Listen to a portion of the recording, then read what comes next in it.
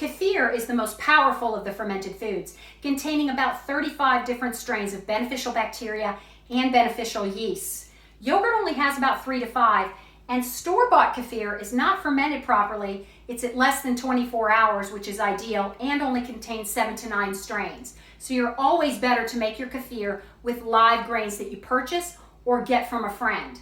If you wanted to get started with kefir though and aren't able to get live grains right away, you can make kefir with store kefir as a temporary measure. What you do is you take about 3/4 of a quart of either non-homogenized pasteurized cream top milk or raw milk, pour in a 1/2 cup of kefir from the store, stir it up, and leave it on the counter for 36 hours and you'll have kefir.